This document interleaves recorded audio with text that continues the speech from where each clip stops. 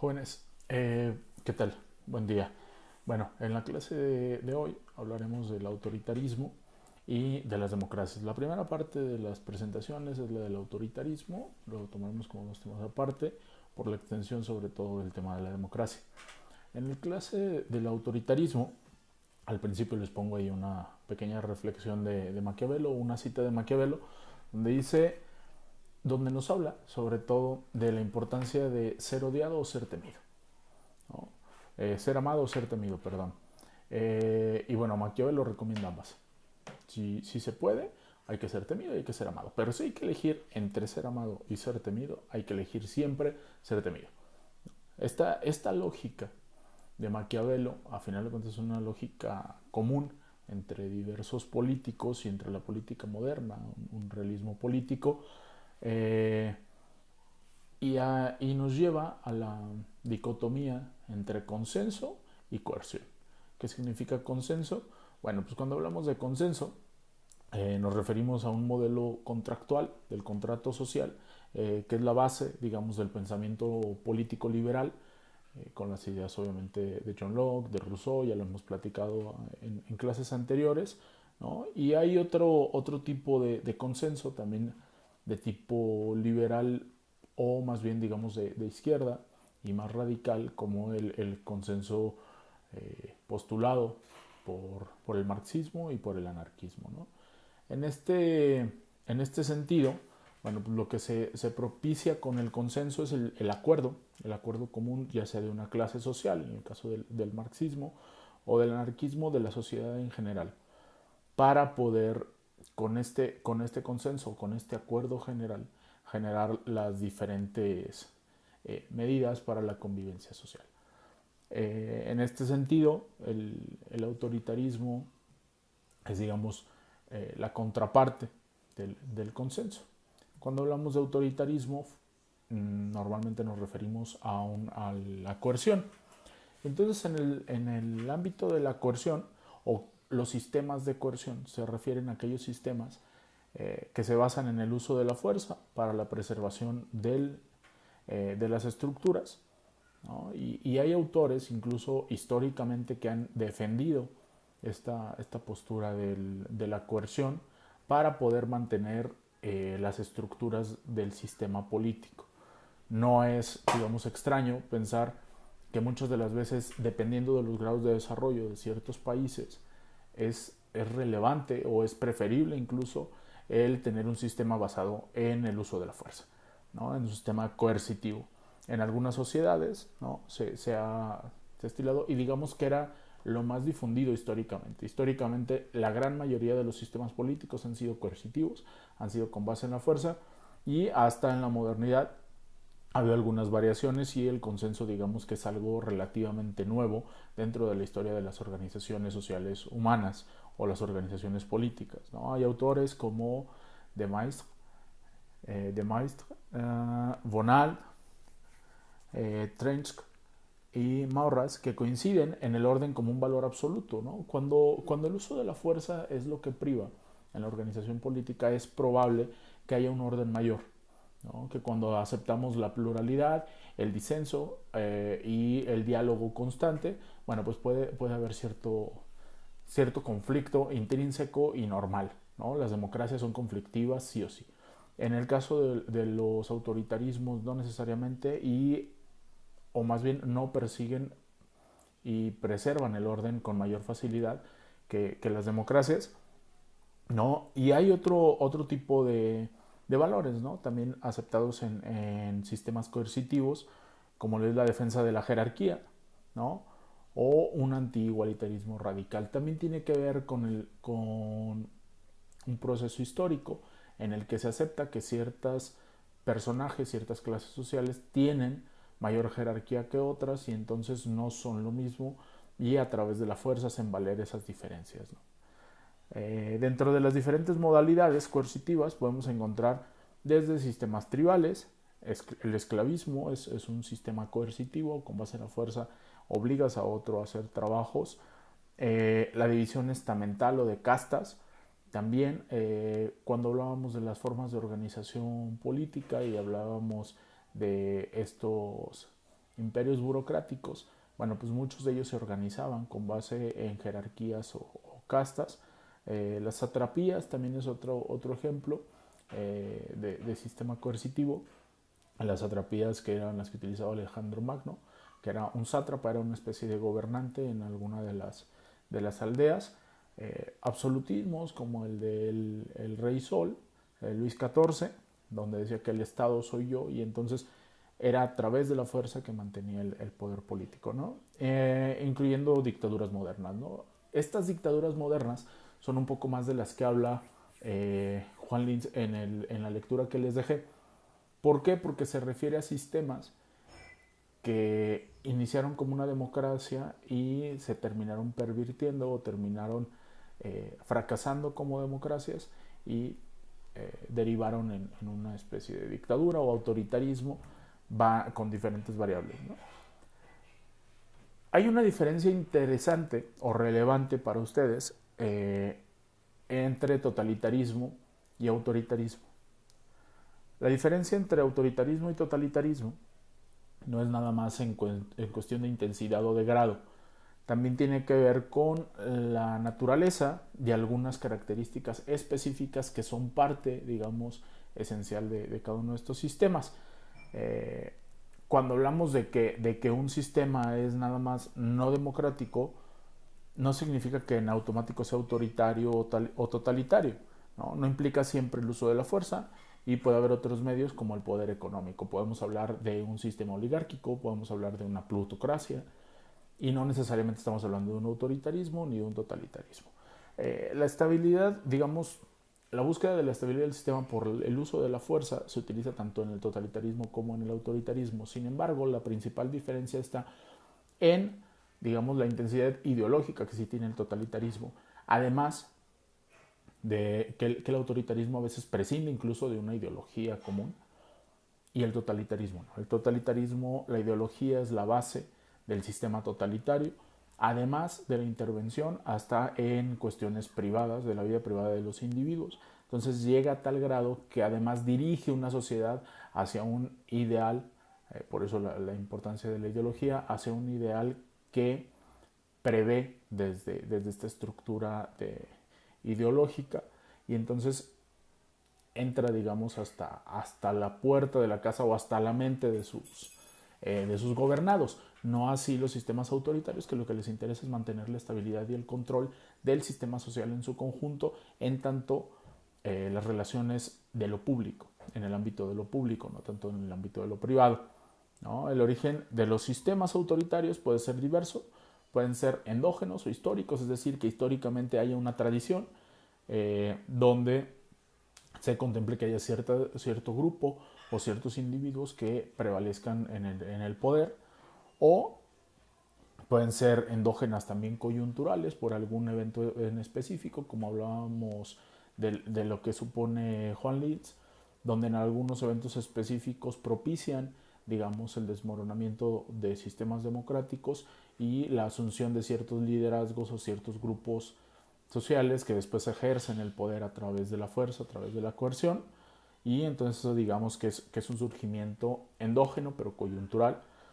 Y también hay, digamos, establecimiento de autoritarismos exógenos, es decir, por un proceso externo o incluso por alguna intervención de algún país extranjero, ¿no? Puede haber autoritarismos que puedan surgir a partir de eventos como una pandemia o con una epidemia, con una catástrofe natural, etcétera. Se le dan poderes, digamos, especiales a cierto grupo o a cierto gobernante, y eso posteriormente puede derivar en un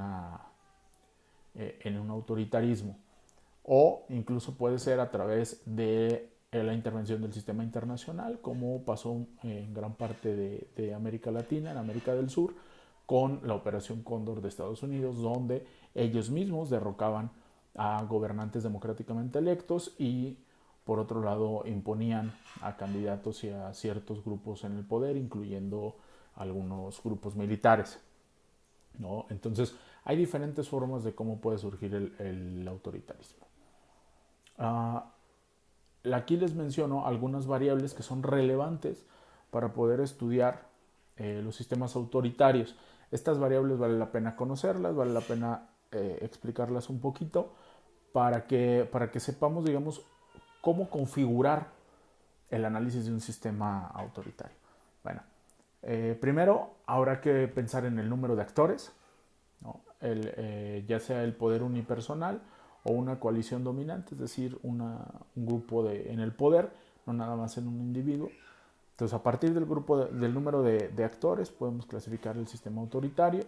Podemos después analizarlo a partir de la justificación ideológica anteriormente y con todos estos surgimientos, digamos, tradicionalistas de autoritarismos, si era necesario un respaldo ideológico hasta cierto punto, pero de manera contemporánea ya no es tan común esta visión, ¿no? de la necesidad ideológica.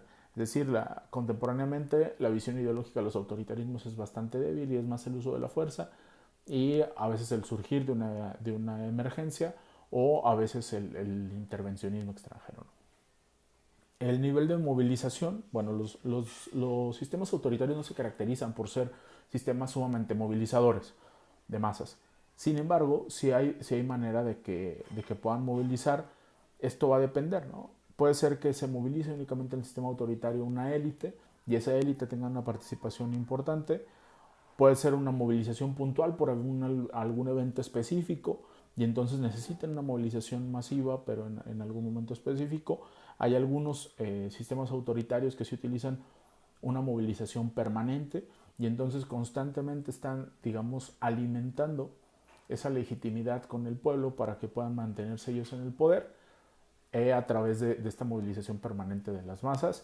O incluso hay una movilización, un tipo de movilización más bien populista, dirigida, como dijera Maquiavelo, a que además de ser temidos ahora me amen, ¿no? Entonces, dirigida a poder generar mayor legitimidad y que el pueblo además desee ese mismo sistema que ya está implementado. Hay otra variable que les pongo aquí, que es el grado de institucionalización, es decir, en el grado en el que se consolidan ciertas reglas.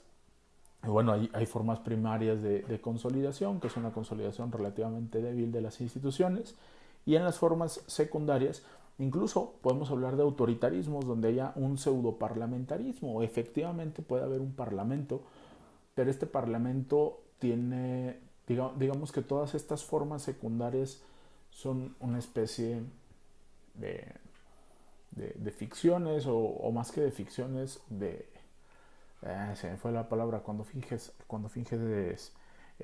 ciertas reglas, ¿no? En este caso, bueno, un pseudoparlamentarismo se presupone que hay un parlamento y tiene funciones legalmente instituidas y demás, pero la manipulación y el poder central reside ya sea en un grupo de poder o en un individuo, que son los que manejan el sistema autoritario. Puede existir incluso un pseudopresidencialismo donde el sistema autoritario esté manejado por un grupo de poder, ya sea militar, puede ser civil incluso, puede ser empresarial, que pueden estar manejando el sistema político y al presidente lo ponen, digamos, como un monigote. O la institucionalización ex novo. Este tipo de institucionalización se refiere a crear incluso nuevos esquemas de organización política dentro del sistema de gobierno para poder innovar con estas formas y darle, digamos, mayor flexibilidad todavía a un sistema autoritario, ¿no? Flexibilidad obviamente en favor de quienes ejercen el poder y procurando el mantenimiento de ese mismo poder, ¿no? Ahora, hay diferentes formas de gobierno autoritarias.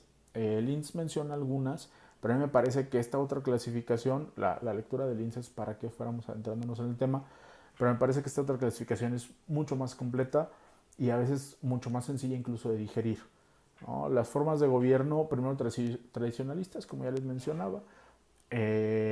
Bueno, en algunas formas de gobierno la concentración del ejecutivo y el legislativo ya se venía dando por la tradición y así se mantienen.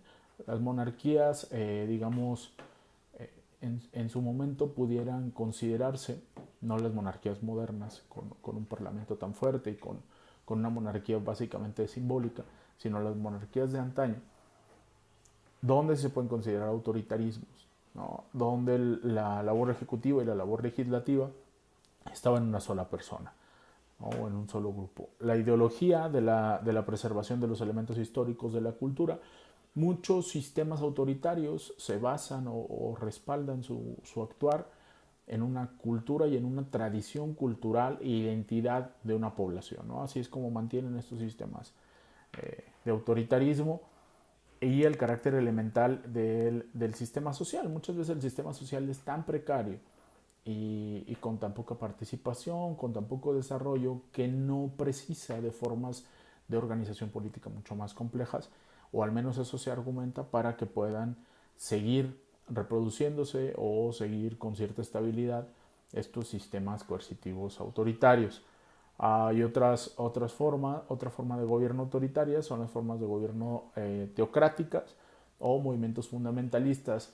No necesariamente todos los movimientos, por ejemplo, islamistas son fundamentalistas, pero podemos hablar, un ejemplo de esto puede ser Irán en su momento, como una forma de gobierno teocrática, donde la parte teológica tiene mucho peso en la política, ¿no? Entonces estas formas de gobierno donde la política está inmiscuida con la religión, pero además la religión, digamos hasta cierto punto, controla la labor política y la política se subordina a los designios religiosos, es donde podemos hablar de una forma autocrática de gobierno o de autoritarismo autocrático. Los regímenes militares, podemos hablar de un régimen personalista. Francisco Franco es un ejemplo de este régimen militar personalista, donde además a partir de la muerte de Franco es que se desmorona todo este sistema, ¿no? Era tan concentrado el poder en un solo personaje que pasaba esto. O pueden haber regímenes militares colegiales, donde es un grupo o una junta militar, como ha pasado en Tailandia o en algunos países de Sudamérica, en su momento en Argentina, donde son juntas militares las que pueden estar las que gobiernan y las que ejercen el poder autoritario, ¿no? También pueden existir regímenes cívico-militares, donde haya, digamos, una coalición entre una junta con elementos militares, pero también con elementos civiles. O una variación de esto sería una junta civil con una garantía militar, que los militares, digamos, le dan el respaldo a esta junta civil siempre y cuando, obviamente, ellos sigan manteniendo ciertos cotos de poder y cierto respaldo dentro del sistema para poder ejercer estas funciones. Este tipo de variaciones es menos común. Si los militares pueden ejercer el poder directamente, lo hacen directamente, ¿no? Y un régimen de democracia vigilada, ¿no? Donde efectivamente hay o supuestamente hay una democracia, pero está siempre vigilada a partir de ciertos grupos de tipo militar o de tipo policial, en conjunto con los civiles, ¿no? Entonces la democracia, digamos, es la parte civil que medio funciona, pero siempre está vigilada por estos grupos donde, digamos, la amenaza constante es el ejercicio de la fuerza para el control del poder político. Hay otros regímenes de partido único, donde podemos hablar de un partido-estado, como por ejemplo yo creo que el típico autoritarismo aquí puede ser China, donde el partido, digamos, controla prácticamente todos los ámbitos del Estado, incluyendo cuestiones económicas y demás. El Partido Popular Chino controla esto. O pudiéramos hablar, a lo mejor el régimen chino puede entrar más en el partido de control de masas por la amplitud, aunque hay otros partidos satélites, pero la amplitud, digamos, que tiene, ¿no? Y a lo mejor el régimen de partido-estado pudiéramos estar hablando más de Corea del Norte, aunque en mi opinión, por la carga ideológica que tiene Corea del Norte, entra más en una categoría de totalitarismo, ¿no? O el partido fachada, ¿no? Donde efectivamente el poder se encuentra dentro de un grupo reducido o de un personaje, y los partidos políticos o el partido político en el poder es únicamente, digamos, la fachada de este grupúsculo, de esta élite política, que es la que ejerce el poder a través de la fuerza, ¿no? A través de la coerción. Esto no sé si pudiera a lo mejor aglomerarse ahí al sistema político mexicano del siglo XX con el priismo, porque una élite del poder era la que se iba renovando Y esta renovación de la élite servía el partido como un agrupamiento, aunque el partido la verdad es que sí era una corporación mucho más fuerte.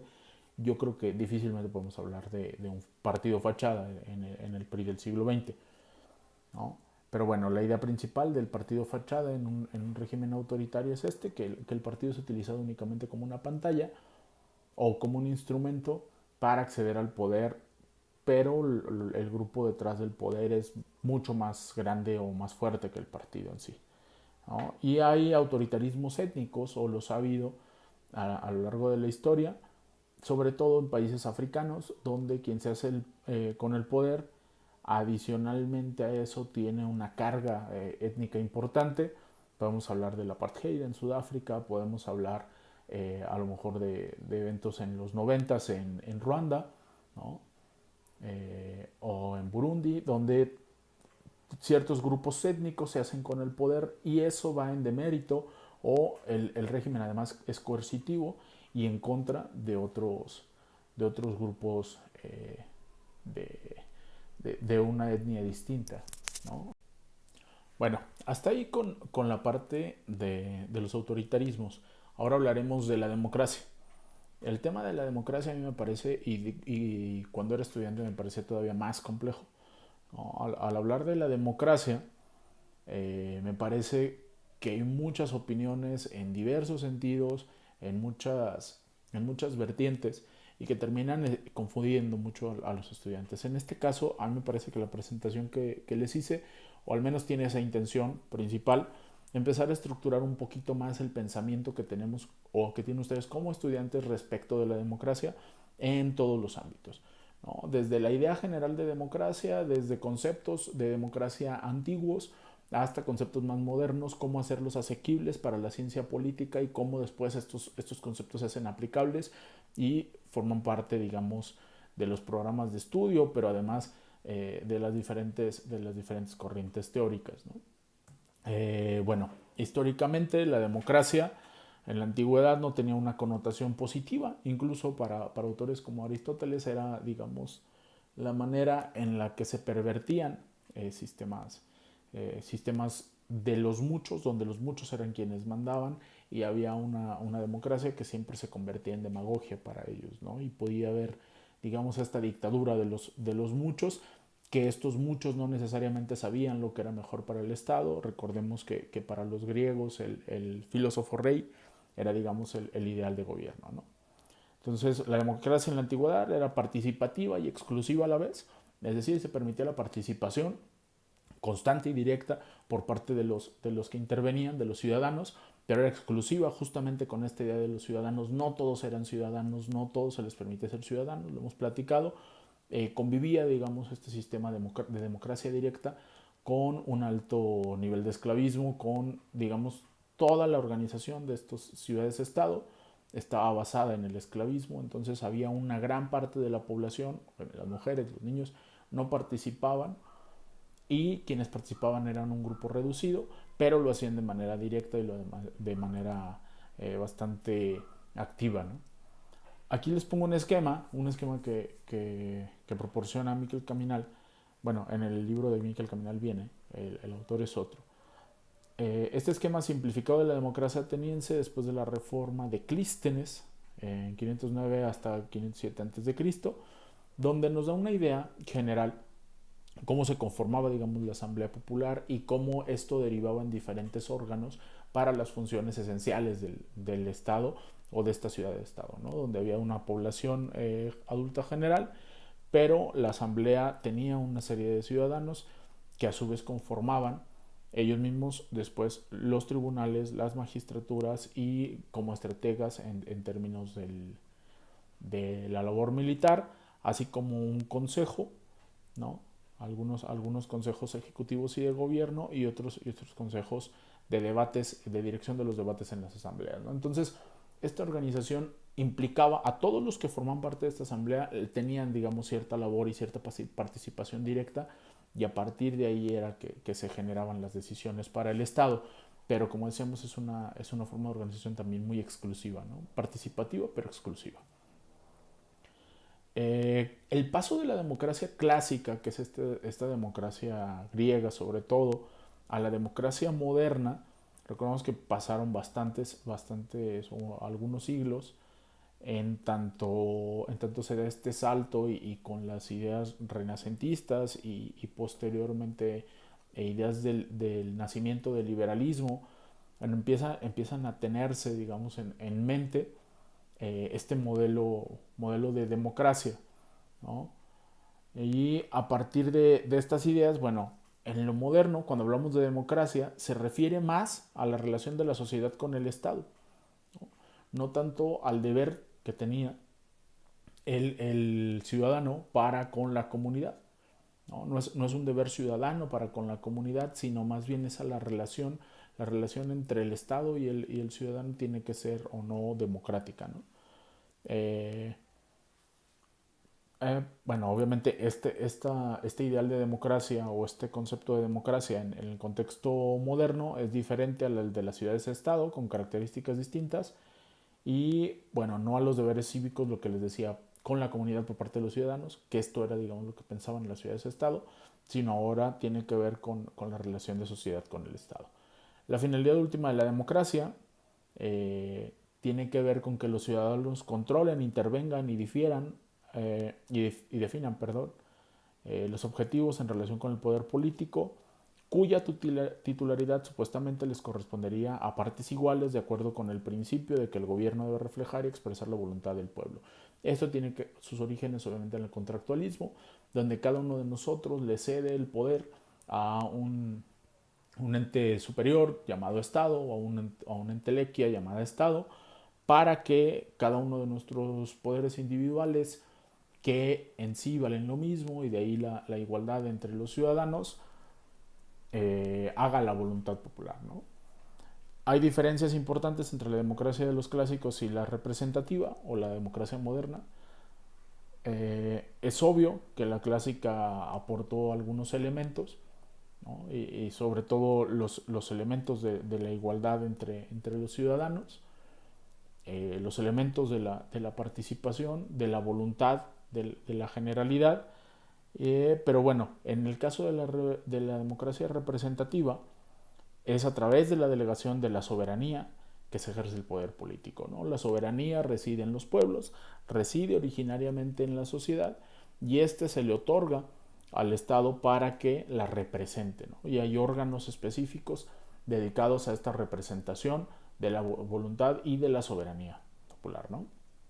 En el legislativo, en el caso de nosotros, ¿no? El esquema funcional que les pongo en la siguiente figura, donde se ve el ejecutivo, el legislativo y el judicial, ya con la división de poderes que proponía Montesquieu.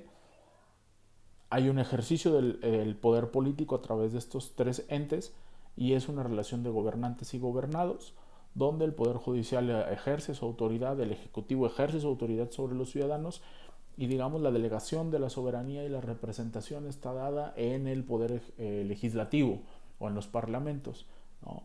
Pero la titularidad del poder político sigue residiendo en los ciudadanos. Es nada más una delegación. Delegamos la soberanía y el poder político de ahí se constituye.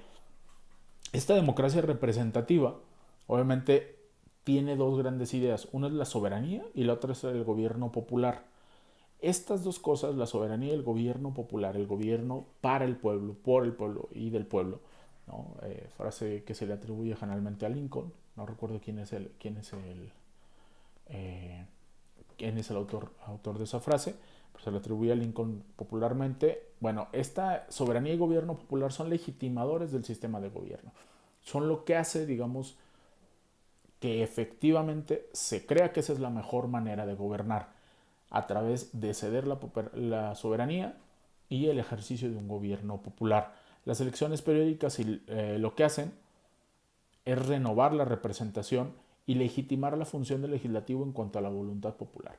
Es decir, el que haya elecciones periódicas o que se estén renovando constantemente los órganos de gobierno, lo que hace es legitimar, es decir, cada 3 años estamos renovando esta delegación de soberanía en pos de un gobierno popular.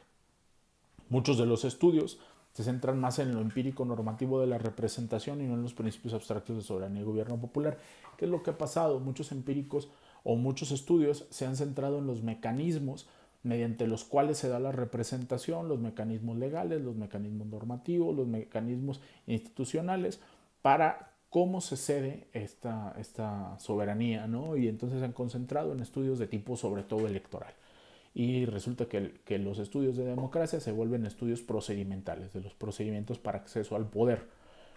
La democracia representativa, como la conocemos, no proviene como tal del republicanismo democrático. Ojo, no viene necesariamente, la democracia representativa no necesariamente viene del contrapeso de los poderes, sino que viene más, digamos, que abreva o absorbe mucho más del liberalismo político, ¿no?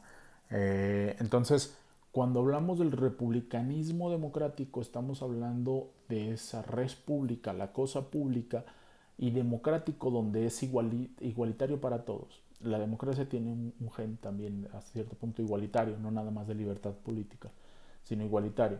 Y en este sentido el republicanismo representa esa parte igualitaria el republicanismo democrático como teoría, digamos, histórica previa. Representa esta igualdad política, pero también social.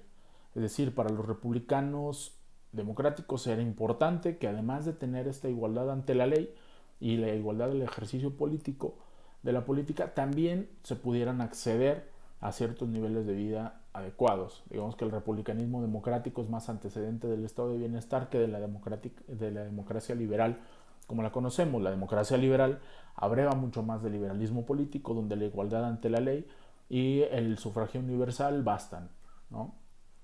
Que incluso al inicio del liberalismo ni siquiera era, podemos empezar a hablar que al inicio del liberalismo, o los padres fundadores del liberalismo político, no hablaban de un universalismo del ejercicio del voto, sino una participación mayoritaria con base en la defensa de los derechos de propiedad, ¿no? Y entonces el suponer a un individuo es la enarbolación del individualismo en la democracia liberal, donde el individuo, además de ser dueño de sí mismo, puede ser dueño de otras cosas y puede participar como dueño de sí mismo en lo público, y debe de tener cabida, y el Estado debe de tener ciertos límites frente al individuo, ¿no? Entonces, en este enfrentamiento del Estado y del individuo es que surge, digamos, el ideal del liberalismo, con estas ideas de sí la dignificación del individuo, pero no necesariamente de una inclusión colectivista ni universalista,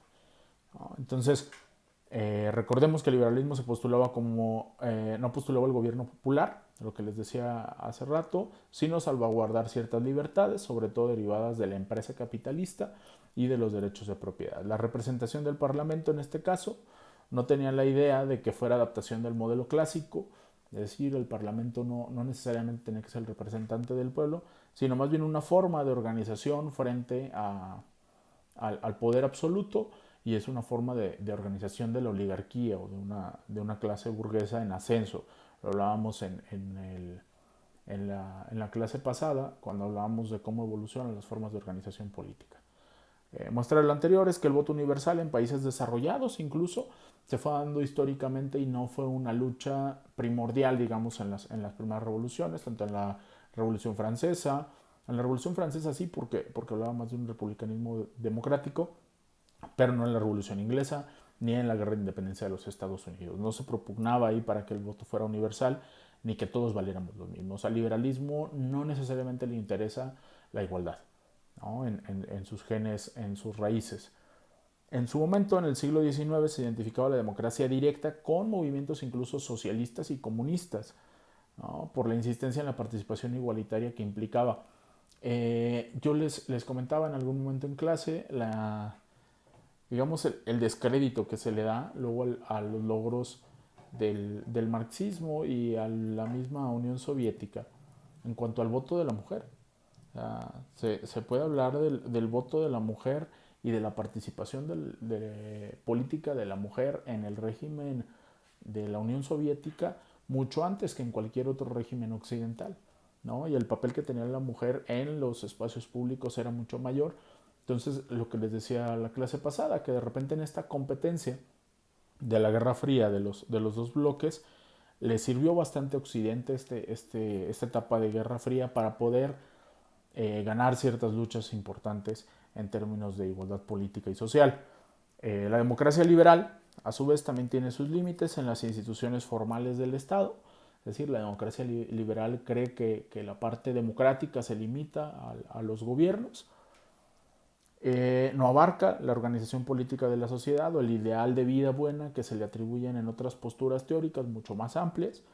El papel del Estado en el paradigma de la democracia liberal es el de salvaguardar los derechos inalienables de los individuos, tanto frente a acciones del Estado como entre particulares. Es decir, el Estado es un Estado regulador nada más, ¿no? Va a ser el que va a impartir justicia y es el que va a establecer ciertos límites, pero no me va a decir qué decido hacer yo con mi vida, ni cuál es el ideal colectivo. Eso lo va a decidir el individuo en sí mismo y las colectividades se van a organizar como puedan.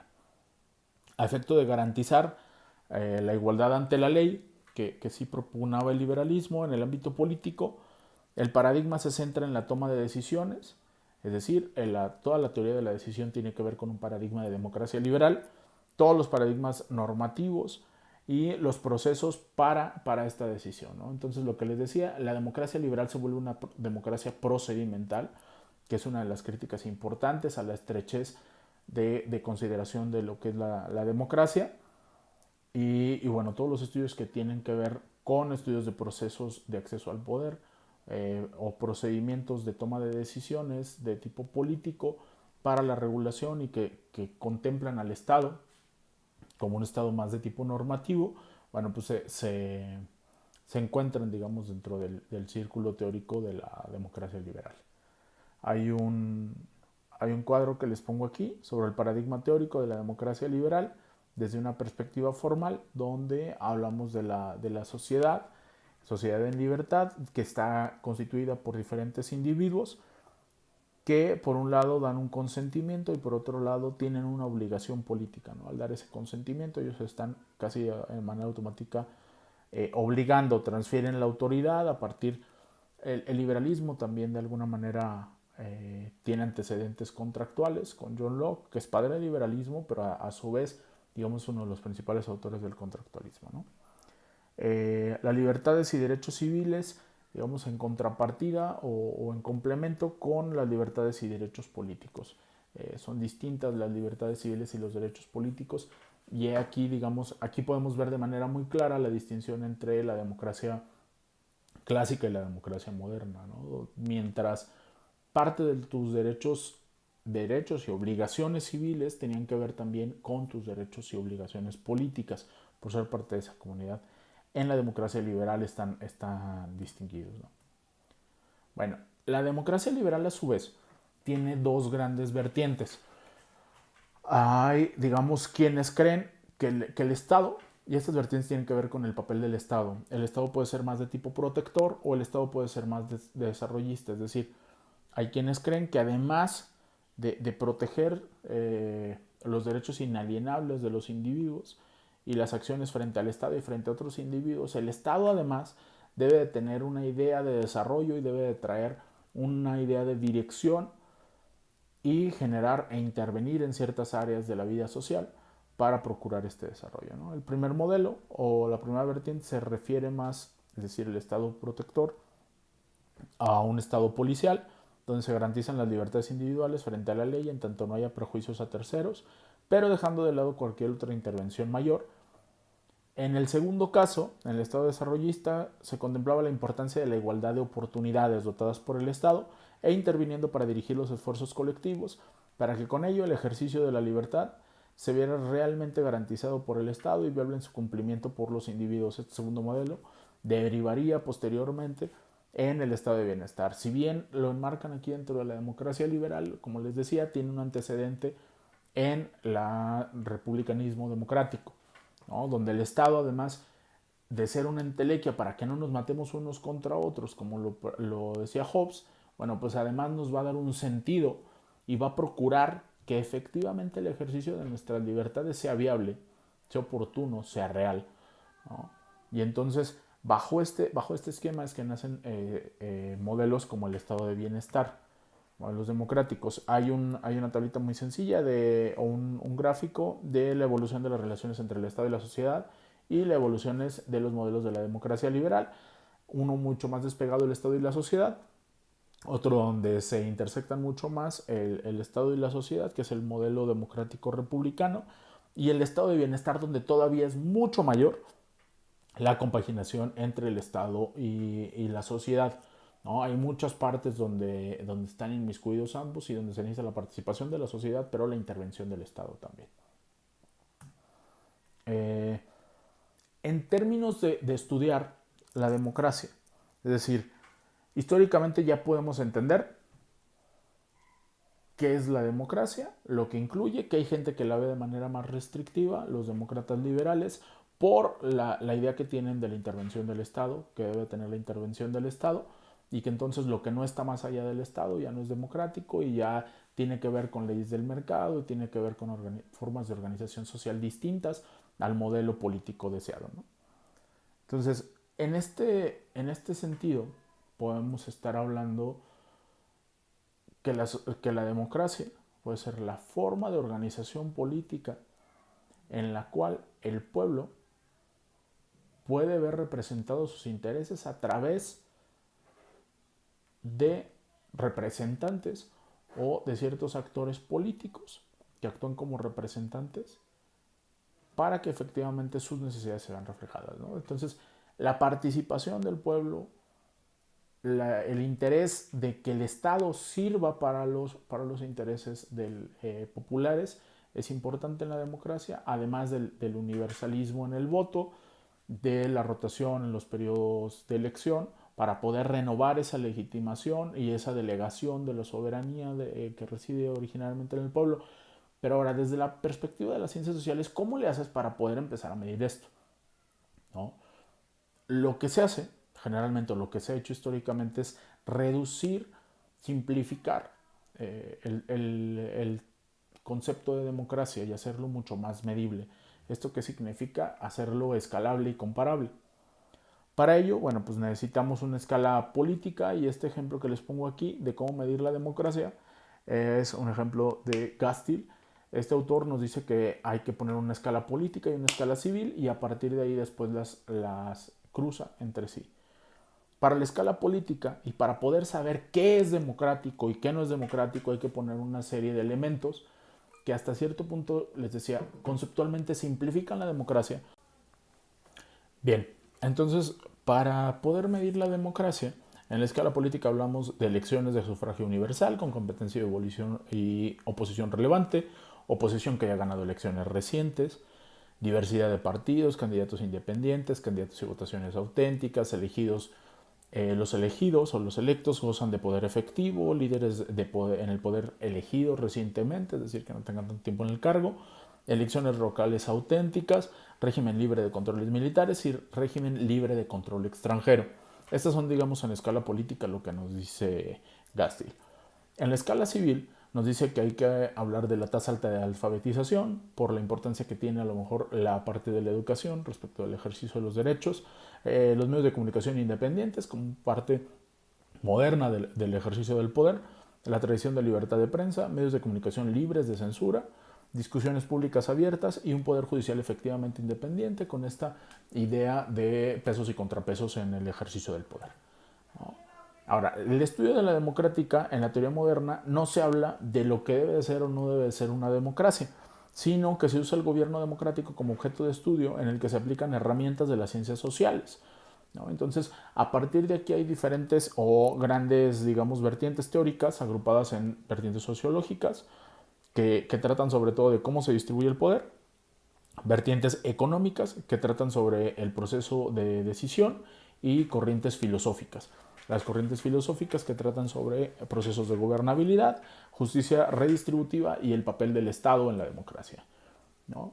Las teorías sociológicas son en términos generales dos, el elitismo y el pluralismo, ¿no? Desde el elitismo, la idea fundamental tiene que ver con que todo poder tiende a concentrarse y entonces las sociedades van a estar estructuradas desde una élite y desde esa élite se va a manejar el poder.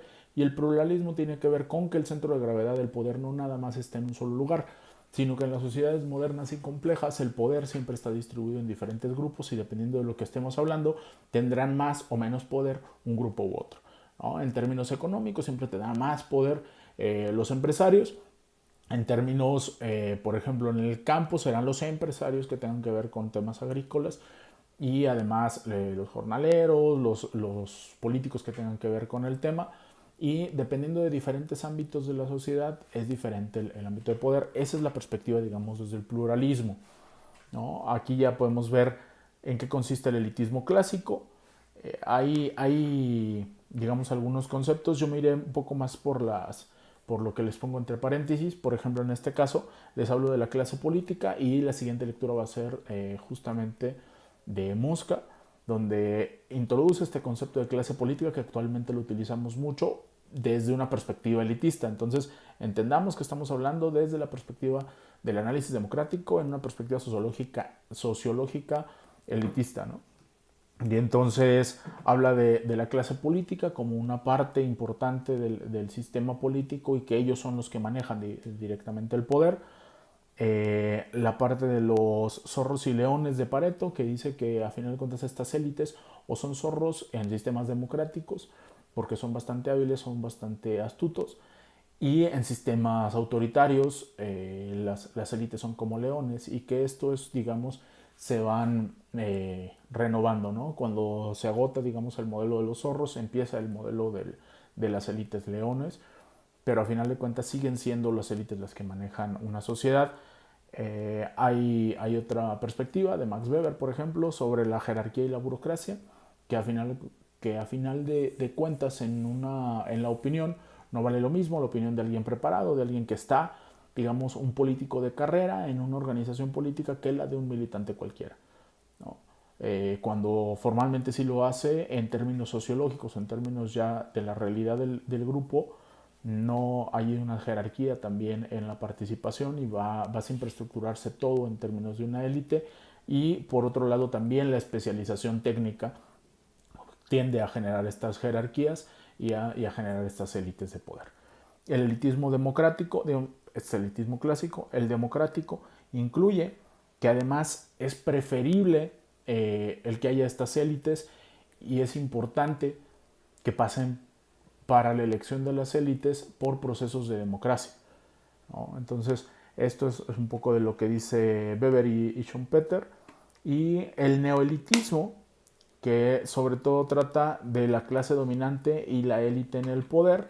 Bueno, aquí la idea es que se moldean las políticas públicas y que estas, digamos, hay toda una élite que se relacionan entre sí, que son militares, políticos, empresarios. Y esta élite política de la que hablamos dentro del sistema político se mezclan entre sí con lazos familiares, comerciales, de amistades, etcétera, etcétera, etcétera. Van a los mismos clubes, empiezan a crear organizaciones específicas, fundaciones, con todo este tipo de cosas empiezan a mezclarse, a renovarse y a proteger intereses de unos con otros, ¿no? Y a combinar incluso intereses.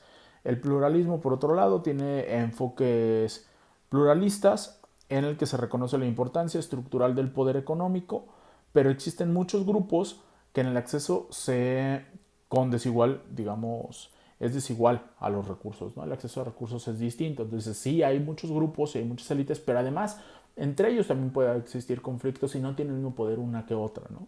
Y entonces, no es lo mismo un empresario A que un empresario B, no es lo mismo Carlos Slim que a lo mejor Azcárraga, aun cuando son empresarios de alto nivel, tienen diferente acceso a recursos, tienen diferentes intereses incluso, y a veces pueden coincidir en unos y en otros pueden estar distintos, ¿no? No es tan maquiavélico el tema, ¿no? Para los pluralistas. Y hay un concepto interesante, el neocorporativismo, que es la articulación de diferentes organizaciones de intereses en el proceso político de toma de decisiones, donde tienen mayor o menor peso dependiendo de su área de interés e influencia, ¿no? Se empiezan a generar para los pluralistas incluso cierto tipo de cárteles. Pasa incluso a nivel internacional con cárteles del petróleo. La PEP no es otra cosa más que la formalización de un cártel, ¿no? En las teorías económicas, para poder estudiar la democracia desde la perspectiva económica, bueno, pues digamos ahí el rational choice es el padre de todas las suposiciones Y entonces tiene que ver con la toma de decisiones, cómo se toman decisiones y cuáles son los modelos matemáticos que predicen de mejor manera la mejor decisión para las consecuencias que se quieren desde la perspectiva democrática. Y esto parte siempre del supuesto de que los individuos siempre tratamos de maximizar nuestros beneficios y el agregado de los individuos va a ser la elección social, y esto es lo que hay que modelar para poder entender cómo es que funcionan las democracias modernas. En las teorías filosóficas podemos hablar de 4: el liberalismo social, el comunitarismo, la teoría de la democracia de Habermas con la acción comunicativa, y el neoliberalismo de Hayek y Nozick. Aquí pueden ver más o menos de lo que trata. Me parece que esto lo podemos explicar con mayor rapidez en la clase, para no tardarnos ya tanto en el video. Lo pueden ustedes empezar a leer. Hay un concepto que creo que no conocían ustedes y que aquí lo pueden ver en el neoliberalismo de Hayek, que es catalaxia. La catalaxia tiene que ver con esta dinámica que se da a través de las fuerzas del mercado, por la cual la sociedad se organiza y se equilibra a sí misma, ¿no? La democracia y la globalización, y aquí les pongo que hay básicamente tres retos que tiene la democracia en un contexto global mucho más interconectado, si bien el fenómeno de globalización ya viene de bastantes años, incluso siglos, con toda la parte del comercio y el intercambio de culturas, digamos los esquemas esclavistas también generaron mayor globalización. Bueno, ahora en un esquema mucho más interconectado con tecnologías de la información, podemos hablar de 3 grandes retos. Uno es el debilitamiento del Estado-Nación para la intervención y la problematización o la solución de sus problemas. La redefinición de la interrelación entre el ámbito de lo público y lo privado, que a final de cuentas muchos de los movimientos sociales, incluyendo, yo les decía, y hago mucho énfasis en esto constantemente, del movimiento feminista, como el movimiento feminista algunas cosas que estaban dentro del ámbito público las está poniendo como de relieve, en el ámbito privado, como son las relaciones interpersonales, las está poniendo de relieve como de importancia en lo público, ¿no? La relación del hombre y la mujer en el hogar era un tema del ámbito privado, pero dadas estas teorías, dicen la repercusión también va más allá y repercute obviamente en lo público.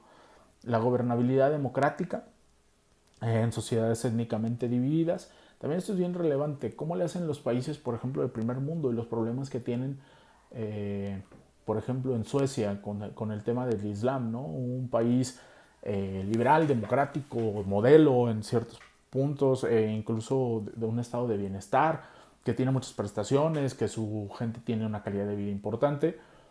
¿Cómo le hace y los problemas que tiene Suecia con inmigrantes musulmanes que además con esta tolerancia religiosa pueden además crearle problemas que no tenían los suecos, ¿no? Y no les puedes prohibir la entrada a ciertos ciudadanos, obviamente restringirla bajo ciertos medios, pero ¿cómo hacen para convivir con una sociedad tan plural en términos culturales? ¿No? Les recomiendo que vean en Netflix la serie del Califato.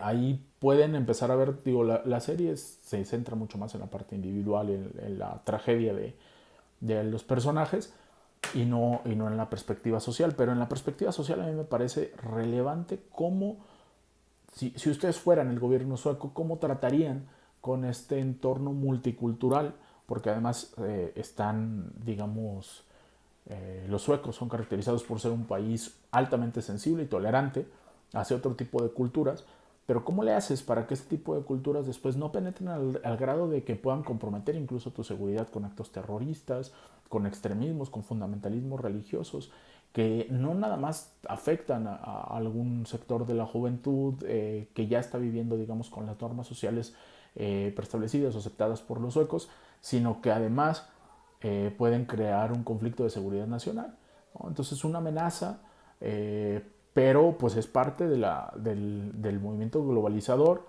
en el mundo y también es parte de las instituciones democráticas que se ha dado el propio país. Entonces es bastante interesante este fenómeno de la globalización y cómo repercuten en las instituciones democráticas. Bueno, pues hasta ahí la clase del día de hoy, o más bien el video. Ya en la clase les explicaré un poquito más sobre la parte del neoliberalismo, el liberalismo social con Rawls y su idea de la justicia, el comunitarismo, en contrapartida sobre todo con el liberalismo social, la teoría de la democracia de Habermas, cómo a través del diálogo se construyen las instituciones democráticas, y el neoliberalismo, ¿no? Donde el Estado debe de intervenir lo menos posible. Es, digamos, es una vuelta a la página todavía mucho más atroz desde mi perspectiva que el liberalismo clásico. Y bueno, estas son las teorías filosóficas. Vimos ya la teoría económica que habla del el rational choice, y vimos también las sociológicas que tienen que ver o con elitismo o con pluralismo. Hasta ahí la clase del día de hoy, jóvenes. Espero les haya gustado, les haya quedado un poco claro desde cómo viene la democracia desde los griegos, después cómo se da el salto a la democracia moderna, cómo se adaptan y cómo la tendencia de la democracia como la conocemos es desde el liberalismo, y cómo surgen otras corrientes de la propia democracia liberal, el estado de bienestar como consecuencia de estas otras corrientes de la democracia liberal, no la democracia liberal clásica, y cómo se adaptan estos conceptos todavía para poderlos estudiar de mejor manera. Hasta ahí la clase de hoy. Muchas gracias, Juan.